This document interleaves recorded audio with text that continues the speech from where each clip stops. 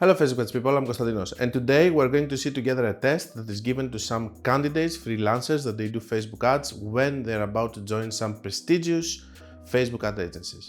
First of all, don't start taking these answers now and pretend that you're very smart to this agency stuff, because if I go there, I can actually support whatever I'm saying, okay?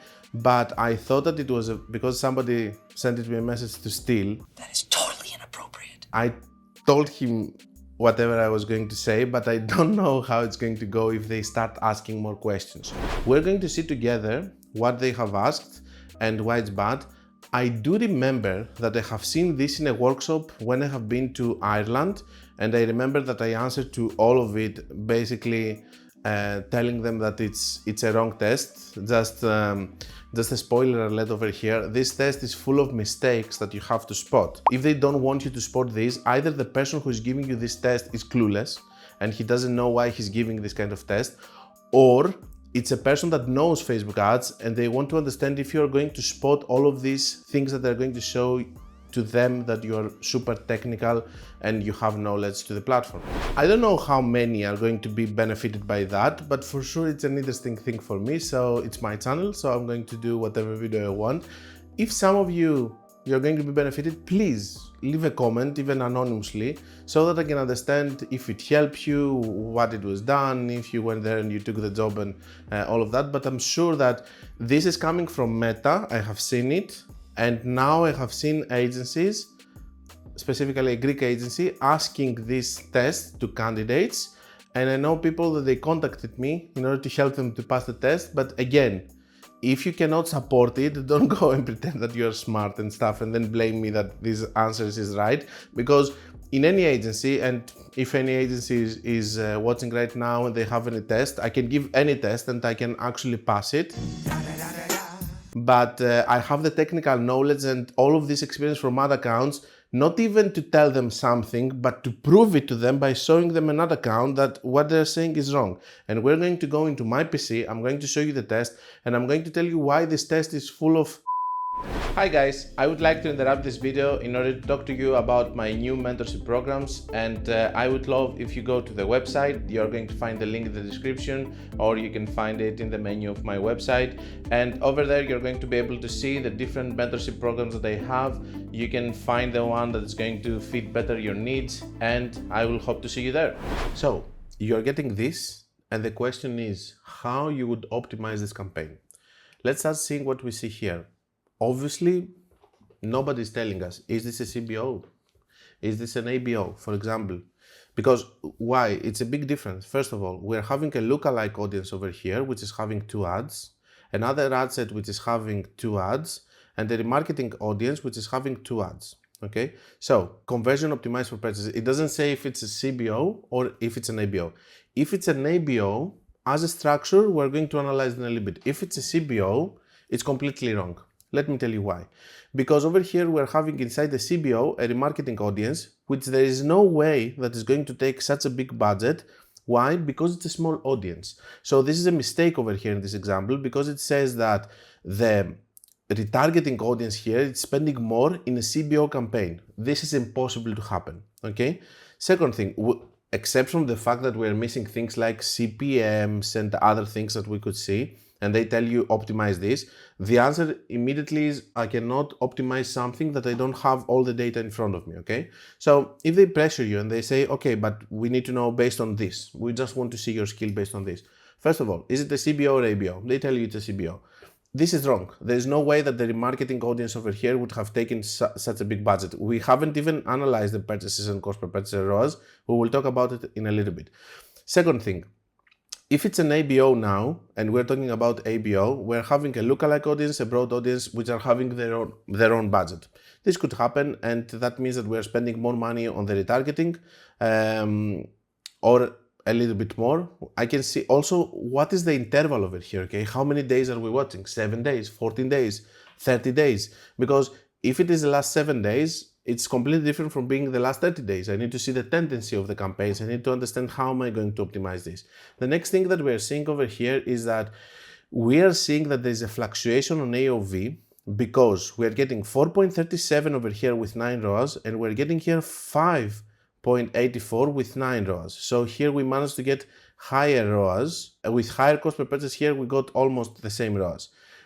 We're not going to criticize again whatever results we're getting on remarketing. Remarketing is outside of the discussion. If it's on the CBO, it's completely wrong. It shouldn't be there. It should be in its own campaign because it's a very small audience that is never going to take budget against the broad audience and the lookalike audiences. Okay, so if it's an ABO, fine, we still have nothing to discuss here because whatever results we see on remarketing, there is no point of actually discussing about optimizing a remarketing. It's either a decision of how much is spending comparing to the whole ad account, which is something that, it depends how many campaigns do we have more and all of that and what percentage is taking of the budget and everything. Now, so remarketing, it's out of the discussion. A little bit we're going to talk about the ads.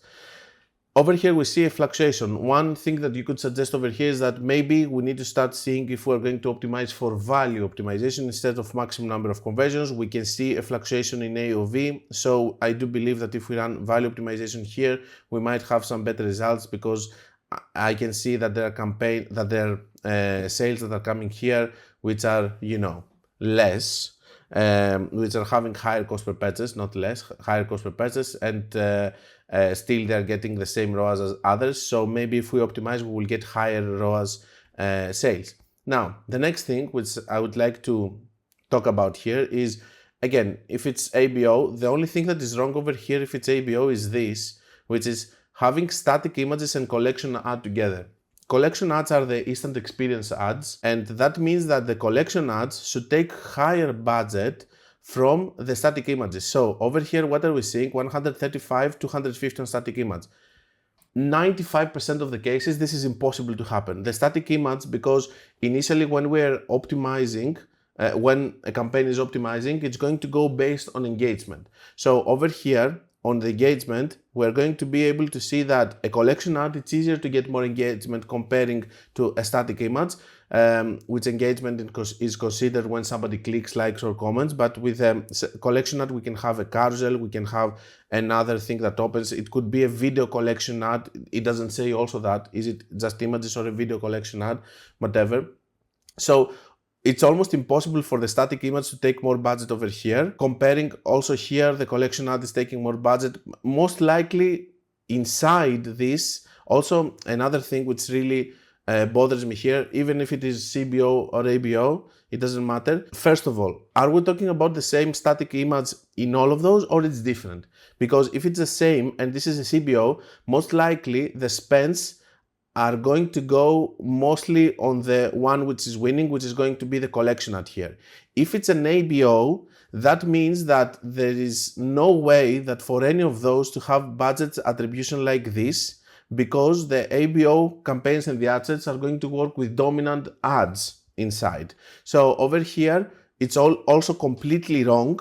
There is no way that we're going to have 250 and 135. Most likely we're going to end up having 250 and 30 here, something like that, or 50, okay? There is going to be a dominant ad even if it is a CBO or an ABO. If it is the same static image and the same collection ad, that means that it's going to be the same collection ad taking in all of the ad sets more budget comparing to the static image. I'm sure of that. There's no way that a static image is going to win a collection ad unless if it is a crazy image that is going to have more engagement than a collection ad, which is most unlikely to happen. So another thing that you need to do here, except from removing the remarketing to its own campaign, unless if it's an ABO, which doesn't matter, and I would do it for cleanliness to have it on another campaign. I would have different campaigns for broad static, broad collection, different campaign for lookalike static, lookalike collection. Third thing, you asked me to optimize a campaign. What is the break-even ROAS? How can I know if this is profitable or not? Are we working with cost per purchase, with break-even ROAS? Which are the numbers that I need to see over here? So these are all the things that I'm spotting here. Let's recap a little bit. If it's a CBO, I do believe that the remarketing shouldn't be here and there is no way that it should have taken this budget. About static and collection ad, I don't think that there is an issue to actually have both of them in retargeting. This is something that you can do because retargeting, it's a different thing. Again, I do believe that collection ad is going to take more budget, but still it's acceptable. I'm okay with that. Now, in the broad audience and lookalike, if this is a CBO, they should be on different campaigns. And in each campaign, basically you need another 4 campaigns over here if you want to be okay with that. But maybe it's an agency that believes in consolidation. That's their problem to believe whatever they want.